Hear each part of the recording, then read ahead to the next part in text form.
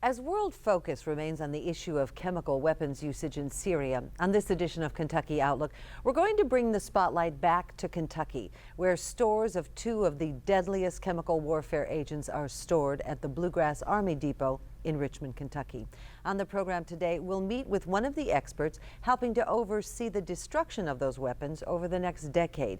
And later in the program, digital analyst Sam Ford joins us once again for an exploration into affecting change in this digitally spreadable landscape. Kentucky Outlook is next. Stay with us.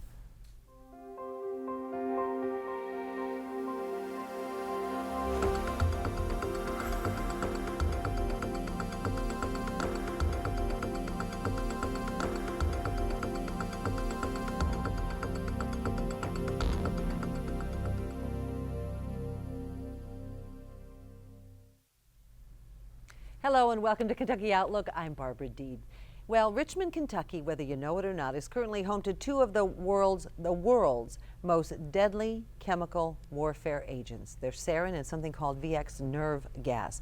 And as we're taking a look at what's happening in Syria, that we have a lot of us wondering what's going on there in Richmond at the Bluegrass Army Depot. To gain a better understanding of chemical warfare and the ramifications of storing and ultimately destroying it, we welcome to the program Craig Williams. Craig is a Vietnam veteran. He's currently serving as project director with the Kentucky Environmental Foundation, co-founder of Chemical Weapons Working Group, which is an international coalition of citizens groups working for safe and acceptable methods of chemical weapons disposal.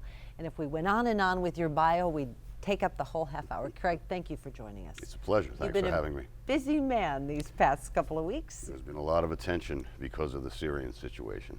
So before we get to that, let's break it down. And like you say, you've been doing this for nearly 29 years, and so sometimes you get into the complicated zone, but let's break it down for our audience. What are we talking about when we say chemical weapons? What is that?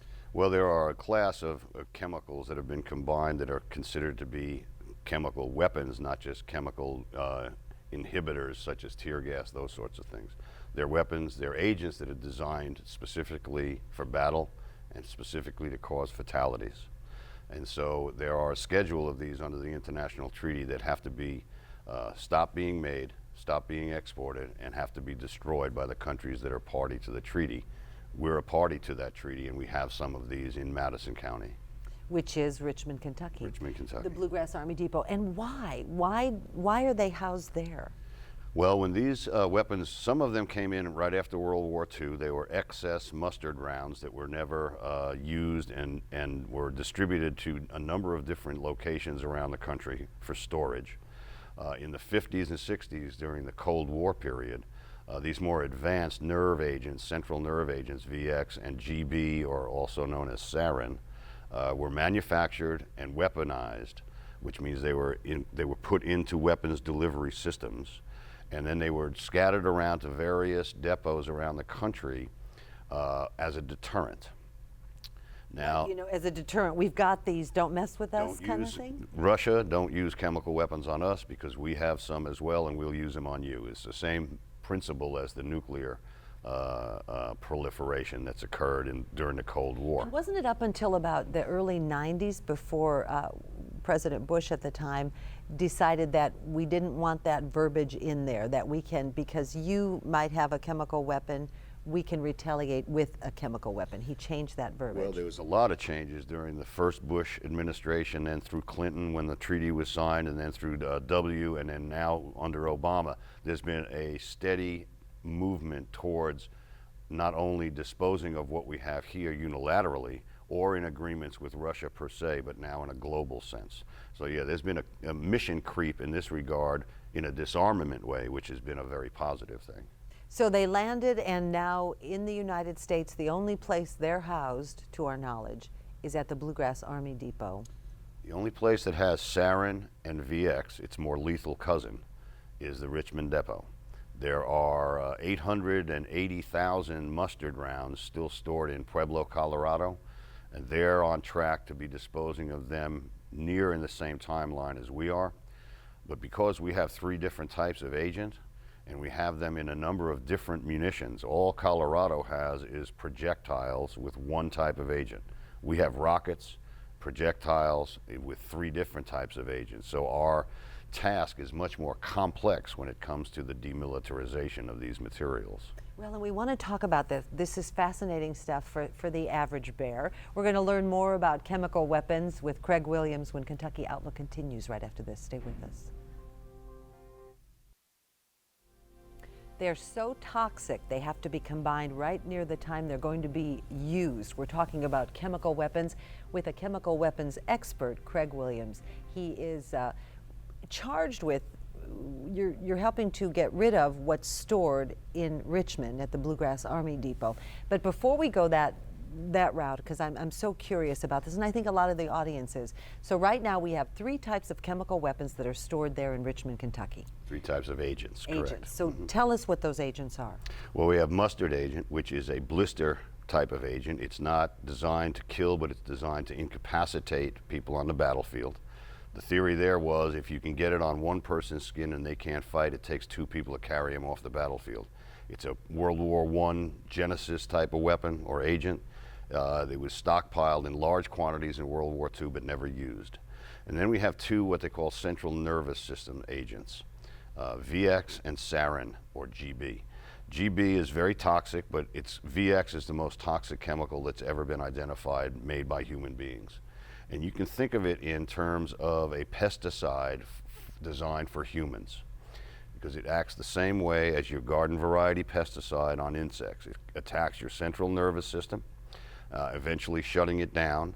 And VX is so lethal that if you were to get a droplet on your skin, you don't have to inhale it, on your skin, the size of the eye of George Washington on a quarter, a person of my stature, a 200-pound, 6-foot male, would die in less than 3 minutes. We have tons of this material sitting over there at the Richmond Depot that we're planning on getting rid of. So you're one who's going to help oversee the destruction, the disposal of these chemical weapons. Help the audience get a sense of visually what are we talking about. You mentioned the fact in the first segment that these agents were loaded into munitions. Yeah, unfortunately, many of the other countries that possess these sorts of agents did not weaponize theirs and store them in a weaponized configuration. For whatever reason, the United States decided that we were going to weaponize ours. So we have over there projectiles, which are about this big. They're solid steel, and inside them they have a cavity that agent is contained in, and inside that is a burster. Those would be launched with a howitzer type of gun that would shoot them into the air, and as they began to descend, the burster would explode and spread the material out. The other type of munition we have that contains now we have VX and GB and mustard in those projectiles. Okay. The other munition that we have is what they call an M55 rocket. It's about 7 feet tall. It's a narrow cylindrical rocket with a warhead on the top, an agent cavity with a burster in the middle, and a propellant section that's meant to be launched from rocket launchers into the battlefield and explode prior to reaching the ground. So again, it spreads the material across the battlefield. Now, I was shocked to learn that there are 523 tons of these agents and these weapons stored at Bluegrass. Well, that's just the agent itself. So if you took the agent out of all of the 101,000 weapons that we have stored there and put it all in one big vat, it would weigh 523 tons. So that's just the agent without counting the weight of the munitions, that the delivery systems or the packaging material that it's all stored in and so on.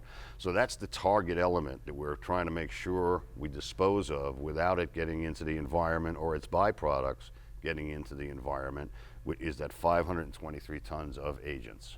So just like I said, now we have a visual of what some of these weapons look like, but what does the storage facility look like? The storage facility consists of 250 acres with 49 earth-bermed concrete igloos. So if you consider there's a concrete pad, then there's a concrete shell that's built over that. There's a door at the front and a vent at the back. And there are earth-bermed, there's earth covered over the top of these igloos. And each one contains a different sort of weapon with a different sort of agent. So for example, you might have all VX projectiles in one igloo, and all mustard projectiles, and then all GB rockets and so on. So there's 49 of these igloos, and they're on a 250 acre top security location that has signs all around it that say use of deadly force is authorized. So it's not a place you want to bring the family on a weekend trip. We make light of that, but yeah, it's one of those areas. Okay. Well, you have to understand that stockpile is located 1.3 miles from a middle school in our county of 800 kids, and that's an example of the genesis of why we opposed the initial proposal by the Army to incinerate this material, which is a very open-ended approach, and argued and fought and finally got legislation passed and funding to treat it in a much safer and controlled manner, which is this neutralization process that we're pursuing. Okay, the neutralization process that you're pursuing, and there's a date on the calendar that says 2023, and we hope to have all of these weapons disposed of by that time through this process called neutralization. That's correct. What are we talking about? Well, first of all, let me just point out that the schedule is generated from the Pentagon. Over the years, this program, whether it's been incineration, neutralization, whatever, has been extremely behind schedule and way over budget. In 1984, during congressional testimony, the Army said that they would get rid of the entire U.S. stockpile, all 35,000 tons, by 1994 for $1.8 billion. B billion. B billion. It's now 2013. We've gotten rid of 90% of it. The cost, they've already spent $35 billion. By the time they're done, it's going to be close to $45 billion. So they're a little behind schedule and a little bit over budget. So what we find ourselves in here as the last weaponized nerve agent site is the Pentagon being very conservative in their projections on schedule so as not to embarrass themselves once again by being several years behind. So the current official schedule is operations begin in 2020 and complete in 2023. I am confident, based on my intimate relationship with the contractor and the government side and everyone else, that we're going to beat that schedule. No, but no one wants to put money on when that would be. However, it's sad what's happening in Syria with these nerve agents and chemical weapons, but that certainly has had to be a plus for your efforts to have what's at the Bluegrass Army Depot destroyed. Well, the attention that it's brought back again to us. Now, there was a lot of attention during the late 80s and early 90s when there were these big battles over which technology to use, and people were marching in the street and everyone was suing each other and so on. I think it's positive that we're getting this attention now because the funding cycles in Congress in order to keep this program going are very important. And as you may know, every year is a new adventure down in the Congress. Right. And particularly when it comes to appropriations, and particularly in this economic climate. So in a way, we wish we didn't have these things anymore, but since we do, and since we're tracking and need money every fiscal year, I think it's positive. Now, as far as the international scene goes and Syria's situation, I find it extremely positive that there's been a deal worked out where Syria is now going to become party to the international treaty. The first step is that they declare their chemical weapons and what they've got, and the inspectors go in and verify it. The second step is that we get that stuff as an international community under lock and key, so that the Syrians don't use it anymore, the rebels don't use it anymore, it doesn't fall into the hands of someone with nefarious intent.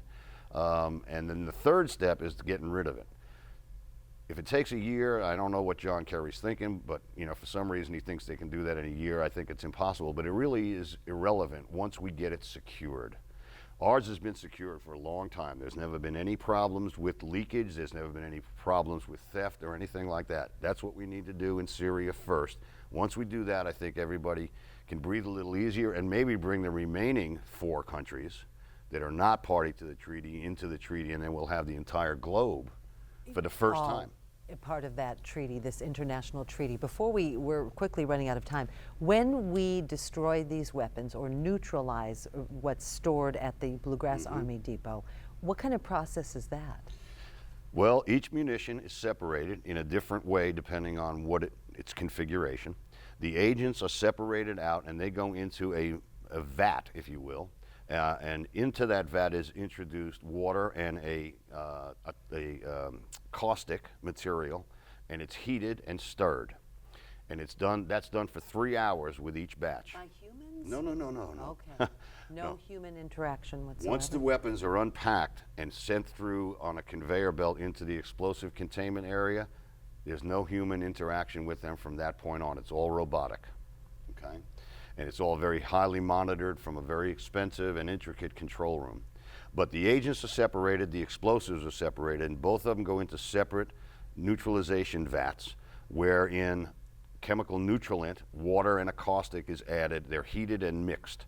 Before it goes to the next step, it's tested to make sure that we've destroyed it to the levels required for it to go to the next step, which is a critical difference from incineration, where you put it in the front end and you hope everything works, or it comes out the back end, which we documented 18 of those times. The agent went in the front and came out the back at some of their incinerators. So our opposition to that technology early on was well-based.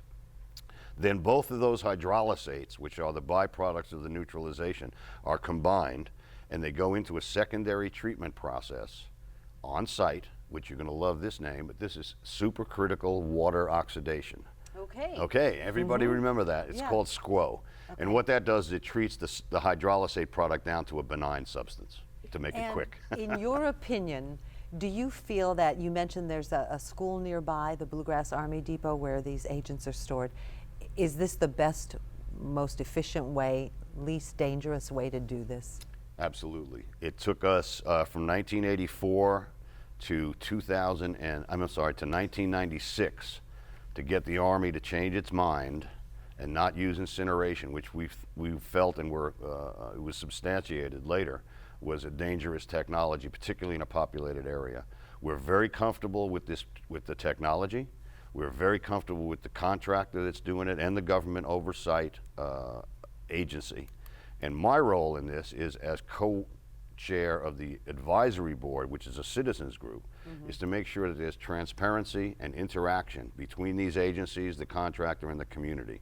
And it's a great recipe, and it's going quite well. I want you to come back and keep us posted on this, if you will. Be glad We've to. been talking with Craig Williams, who is the project director for the Kentucky Environmental Foundation, about chemical weapons. And you mentioned transparency. Well, in this day and age where there's instant spreadability and supposed transparency, what role do we play and what responsibility do we have? We're going to be talking with digital analyst Sam Ford when Kentucky Outlook continues. Stay with us. Kentucky Outlook continues. I'm Barbara Deeb. Well, we go from chemical weapons to big data. Spreadability, responsibility, and big data. What are we talking about? Well, we're going to find out as we welcome back to the program Sam Ford. And Sam is the Director of Audience Engagement with Peppercom. And he's gone to MIT, he's a digital analyst. And again, if we took all the time to tell you about all the great things he's done, we'd waste the time because we want to talk about these things.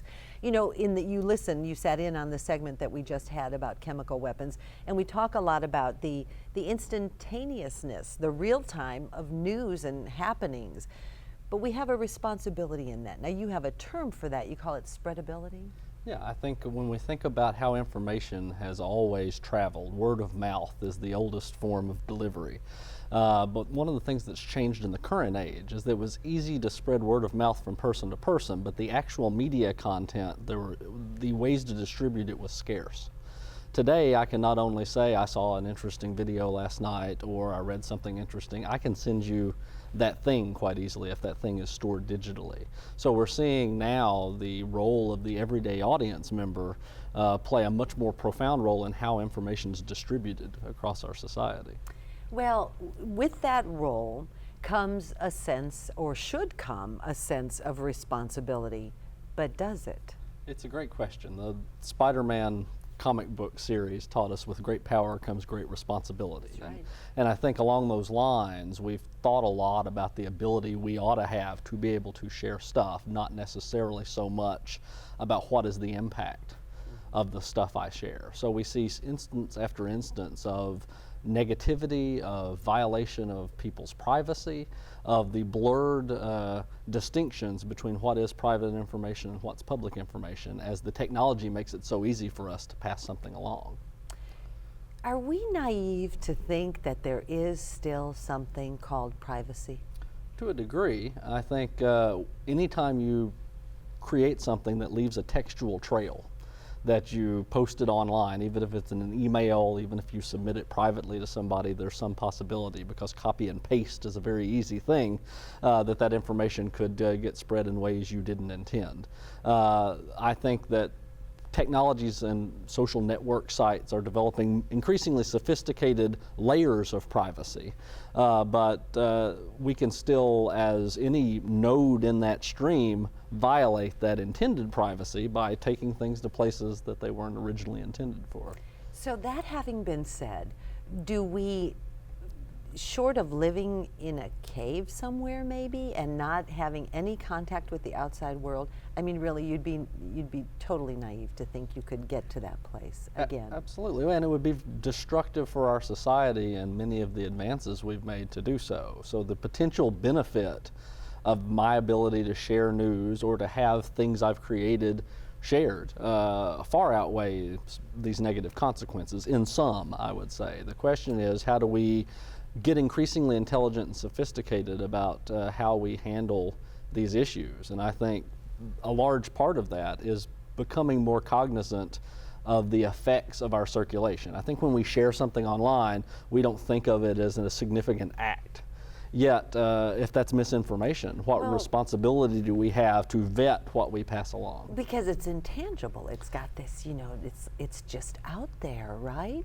So that having been said, again, how do we get to that place? You're saying be more present in the moment, be more aware of what it is you're distributing? As we think about civics education, for instance, in the 21st century, one of the questions is, alongside teaching people about the Constitution and how government works, what about our role in educating one another? If we have this increased capacity to pass along news, commentary, pop culture, etc., well, what does that mean, and how do we play our role as citizen in a more responsible way? You know, I think that needs to be a part of how we teach civics in school, how we think about it as adults, and how the news and media talk about it as well.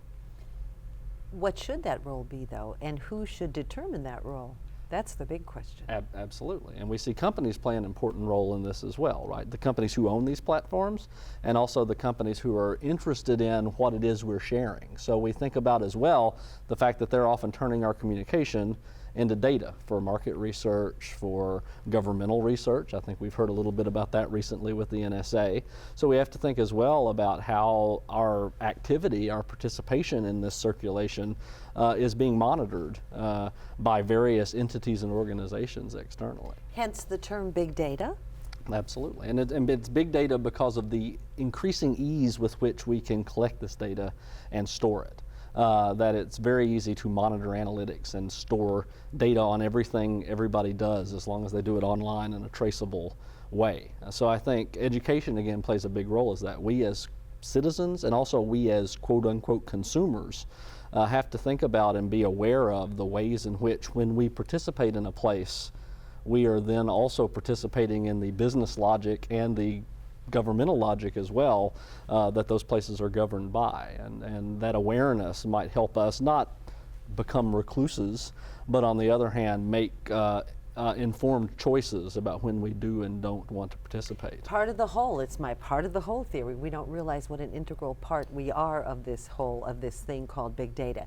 But now, the big data issue, are we going to get to a place where we have so much data that our present platforms or storage capacities are not capable of housing and storing these things? It's a big challenge. An even greater challenge than storing it, though, is how to make sense of it all. So we've become quite great at hearing data, collecting it all, knowing it's there, acknowledging that those sounds have been uttered. Not so good at listening to it. What does it really mean? How can we use it in ways that would be productive to society, and as part of that also not violate the rights to privacy? So the question becomes, who owns that data as well? The person who collected it or the person who produced it? And I think a lot of these issues are going to have to be worked out both in the popular opinion arena and also in the legislative arena and in the legal sense. The legislative arena. So you're saying then that the government is going to have to play some role in all of this? I think to a degree, because communication is increasingly moving online. The ways we perform being a citizen is increasingly moving to forms of digital communication. So along with that, we are still, for professional and media communications, especially for the internet platforms, we're still operating by legislative logics and guidelines that come from a broadcast era. Well, it does. So maybe, so it's all being redefined as we speak. And should there be the creation of something new? Is the federal communications no longer really appropriate for this type of avenue? It becomes quite tough. So we have a whole history of how the press is legally agrarian. It came from an agrarian Absolutely. term, So, broadcasting news. absolutely. So from the press, we have freedom of the press, part of the Bill of Rights. From a broadcast sense, we have the FCC and this idea that the airwaves are scarce and those few people who have licenses are in control of it. We also have the common carrier laws that govern, for instance, telephone companies that were to say they have no control over the content or no legal liability. If I plot a murder over the phone, AT&T can't be sued. The problem with the internet, for instance, in whole, is that it is broadcaster and press and common carrier. So how do we regulate that? That was a question Ithiel de Solopoul at MIT asked in 1983. He had a book, Technologies of Freedom. Published a book this year that I co-authored called Spreadable Media. Those questions still haven't been answered. We're still tackling the repercussions of those issues today. And leave us with some words of wisdom. They will be solved. These questions will be answered. Only if we all play a role in trying to solve them. So I think there's great potential in making government and our market more participatory, but only if we play a role in having these public debates and discussions. Author of the book Spreadable Media and Director of Audience Engagement with Peppercom. We've been talking with Sam Ford. Always fun to have you on. You'll come back? And fun to be on Okay, anytime. come on back. All That's right. going to wrap it up for this week's edition of Kentucky Outlook. Until next time, I'm Barbara Deeb. Thanks for joining us.